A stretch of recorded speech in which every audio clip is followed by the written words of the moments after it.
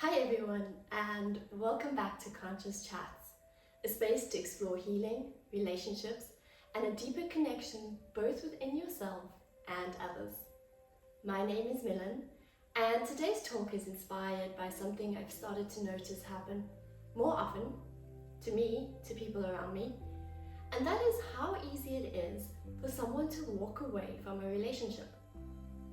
Not because of real problems in the relationship, but because of an inability to tolerate emotional discomfort. I'll be breaking down what emotional discomfort is, how it looks in a healthy, secure relationship, and then provide you some tools to help you to regulate your emotional discomfort rather than giving up on a connection.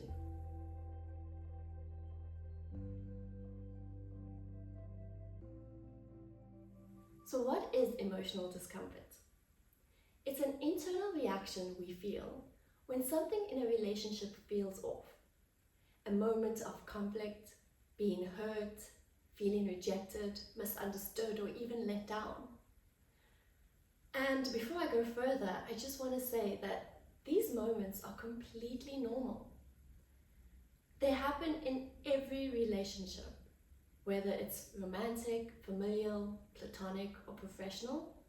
You're going to have these moments when things don't feel right. So we often think something's wrong when these moments arise.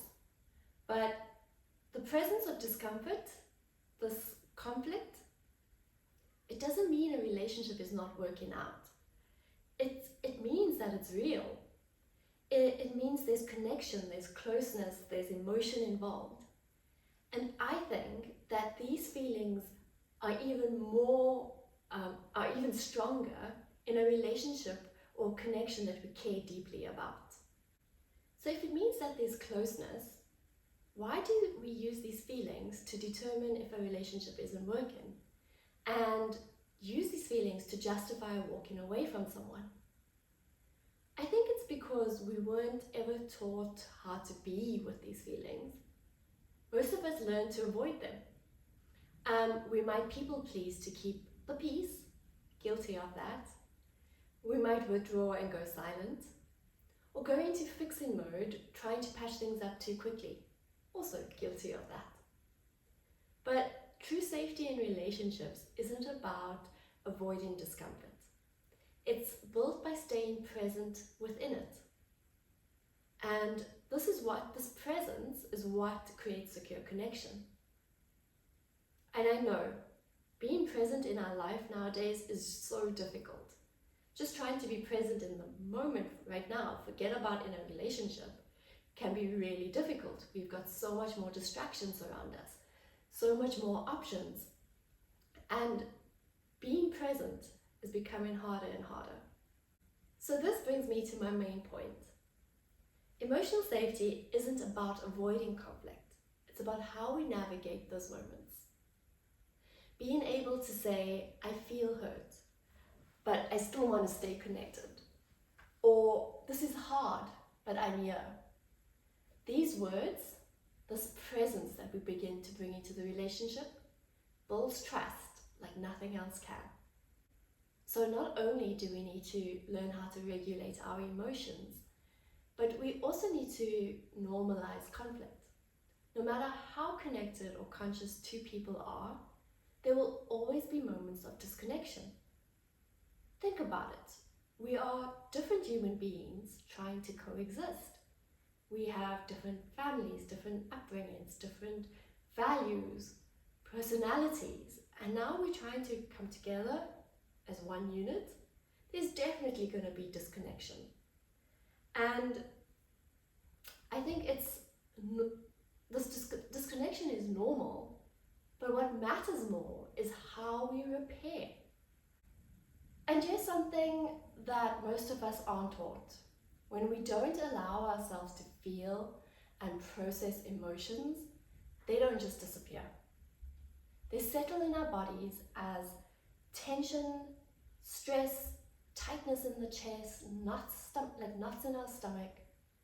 This unresolved emotional energy builds up over time, and when a moment of conflict arises, it's not just this moment that we're reacting to. It's every similar wound that we've stored inside. That's why we might snap, shut down, walk away. Not because we don't care, but because our bodies are overwhelmed with the weight of emotions.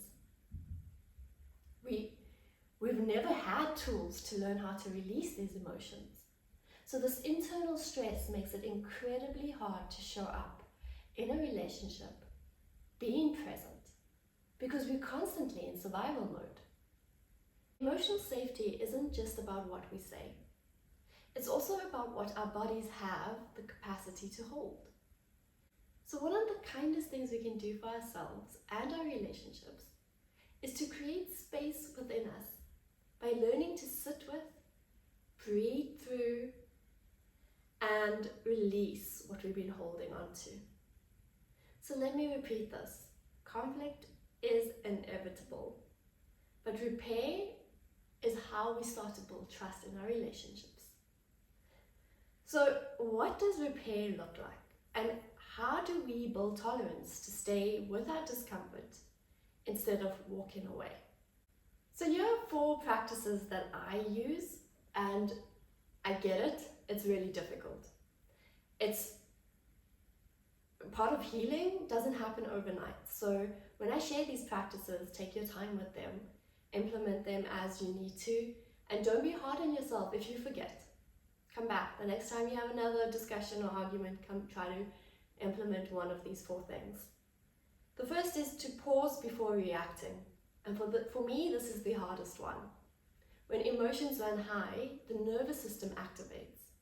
And we basically need to take a moment to breathe and ask yourself, what's really going on for me here? So keep that question in mind. The second is to be curious and not critical. Assume the best in others. Instead of blaming, ask, can you help me understand what you mean by that? Or can we unpack what just happened together? These questions really will flip the conversation. And the third is then to take responsibility and initiate repair. You don't have to have it all figured out. You just have to show up. So maybe try saying, I'm sorry I shut down. This conversation really matters to me. Or, I reacted out of my own stuff. Can we talk? And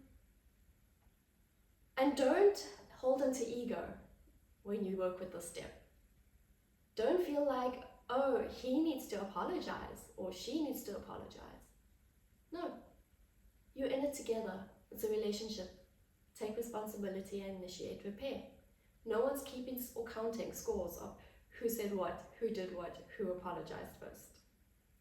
And the 4th thing is to regulate your nervous system. Super important.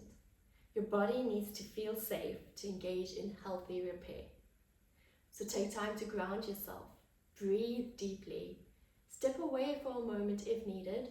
Don't just disappear. Tell the person, this is how you're feeling and that you need a moment. Then return from a regulated space. These small but powerful moments are where security in relationships is built. Not in perfection, but in being present. Not in agreement, but in understanding. Not in never fighting, but in actually how do we come back together? So the next time discomfort arises in your relationship, just pause. Breathe, stay present. You don't have to fix anything right away. You just have to stay. So thank you for sharing the space with me. Thank you for doing the work to build repair and to build more deeper, more authentic relationships. With everything I've just said, every situation and every relationship is different. And walking away from, and this podcast doesn't replace walking away from a relationship that's harmful to you, emotionally, mentally, and physically. And I'm not promoting to stay in a relationship that is harmful. So use your own judgment and concern when following my advice in this topic. So thank you again, and if this episode has resonated with you, or you know someone who could benefit from it, please can you share, leave comments, share the love, and until next time, keep softening, keep showing up, and keep choosing connection, even in those messy moments. Thank you.